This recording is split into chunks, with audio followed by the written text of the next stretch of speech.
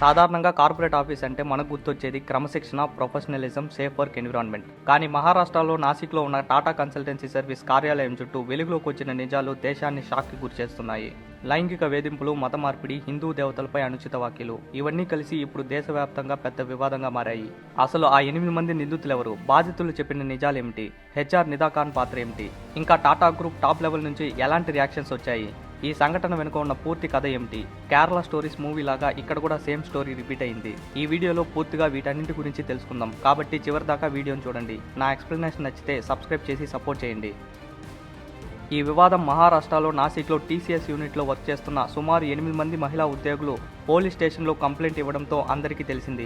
నిందితులుగా పేర్కొంటున్న ఆసిఫ్ అన్సారీ, షఫీ షేక్, షారుఖ్ ఖురేషీ, రాజా మేమన్, తౌఫిక్ అఖ్తర్ వీళ్ళు హిందూ మహిళా ఉద్యోగులపై దారుణమైన వేధింపులకు పాల్పడినట్లు వాళ్ళ మీద కేసెస్ ఫైల్ అయ్యాయి. కేవలం వర్క్ పరంగా కాకుండా మతపరంగా కూడా వారిని ఇబ్బంది పెట్టినట్లు కేసెస్ ఫైల్ అయ్యాయి.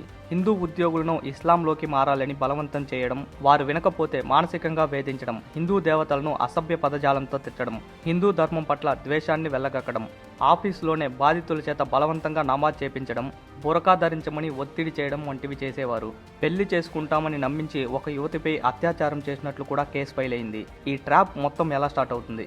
మొదటగా కాలేజీ పూర్తయ్యాక తమ కెరీర్ని నిర్మించుకోవాలని కార్పొరేట్ ప్రపంచంలో అడుగుపెట్టే హిందూ మహిళలే వీళ్ళ టార్గెట్. కంపెనీలో జాయిన్ అయిన వెంటనే వాళ్ళు చాలా స్నేహపూర్వకంగా దగ్గరవుతారు. పని విషయంలో హెల్ప్ చేస్తారు, గైడ్ చేస్తారు. గుడ్ కోలీగ్ అనే ఇమేజ్ని అమ్మాయిల ముందు క్రియేట్ చేసుకుంటారు.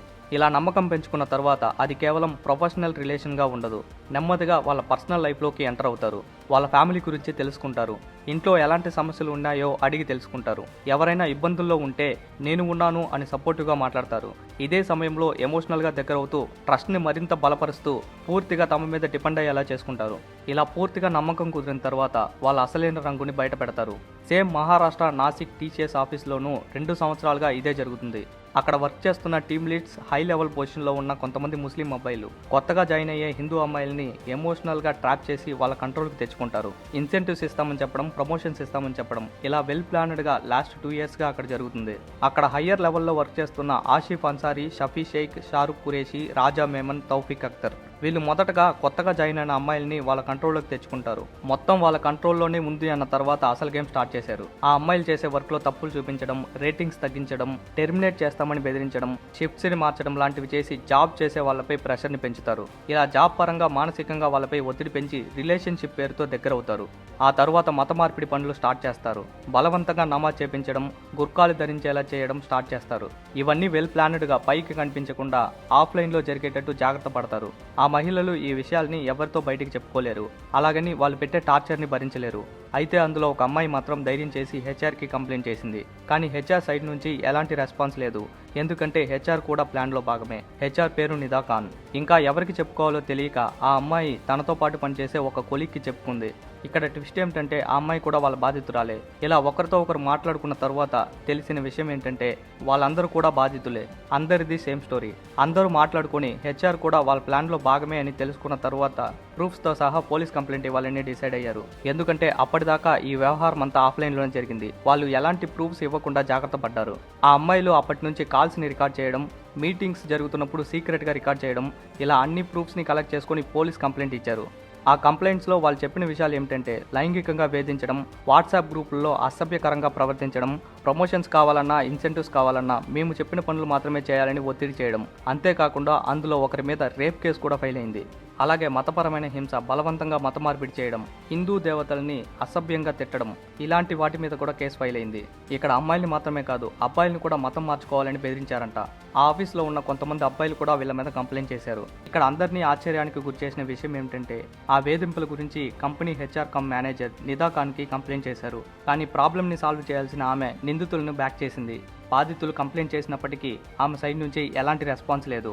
అంతేకాకుండా నిందితులతో స్నేహం చేయమని, వారి మాట వినమని బాధితులపై రివర్స్గా ప్రెషర్ పెట్టినట్లు కన్ఫర్మ్ అయింది. ఈ విషయం బయటకు రాగానే సోషల్ మీడియాలో లవ్ జిహాద్ అనే పేరుతో బాగా వైరల్ అవుతుంది.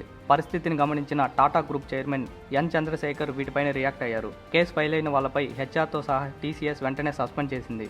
మహారాష్ట్ర గవర్నమెంట్ కూడా ఈ కేసు కోసం ఒక ప్రత్యేక బృందాన్ని 12 మెంబర్స్తో కూడిన సిట్ని ఏర్పాటు చేసింది. హెచ్ఆర్తో సహా అందరినీ కస్టడీలోకి తీసుకున్నారు. మహిళల భద్రత పోస్ యాక్ట్ విషయంలో ఎటువంటి రాజీ పడబోమని, నిందితులకు కఠిన శిక్ష పడేలా చేస్తామని కంపెనీ స్పష్టం చేసింది. కానీ ఇప్పుడు బిగ్గెస్ట్ క్వశ్చన్ ఏంటంటే, ఇంకా ఎంతమంది మహిళలు వీళ్ళ వల్ల బాధించబడ్డారు, ఎంతమంది మహిళలు వీళ్ళ వల్ల ఉద్యోగం మానేసి వెళ్ళిపోయారు, ఇవన్నీ విచారణ తర్వాత తెలుస్తాయి. బండి సంజయ్ హోంశాఖ సహాయక మంత్రి కూడా దీని గురించి మాట్లాడుతూ కార్పొరేట్ జిహాద్ అని చెప్పారు. ఇంకా హైదరాబాద్లో కూడా ఇలాంటివి జరుగుతున్నాయి, అమ్మాయిలు చాలా జాగ్రత్తగా ఉండాలని కూడా చెప్పారు. ఒక ప్రతిష్టాత్మకమైన సంస్థలో ఇలాంటి సంఘటనలు జరగడం దురదృష్టకరం. మత స్వేచ్ఛ అనేది ఎవరికైనా ఉంటుంది, కానీ దాన్ని ఇతరులపై రుద్దడం లేదా మతం పేరుతో వేధించడం చట్టరీత్యా నేరం. ఈ కేసులో నిజానిజాలు విచారణలో మరిన్ని బయటికి రావాల్సి ఉంది. మీరేమనుకుంటున్నారు? ఆఫీసెస్లో ఇలాంటి ఘటనలు జరగకుండా ఉండాలంటే కంపెనీలు ఎటువంటి చర్యలు తీసుకోవాలి? మీ అభిప్రాయాన్ని కామెంట్ సెక్షన్లో షేర్ చేయండి. ఇలాంటి టాపిక్స్ కోసం ఛానల్ని సబ్స్క్రైబ్ చేసి సపోర్ట్ చేయండి. Thank you for watching.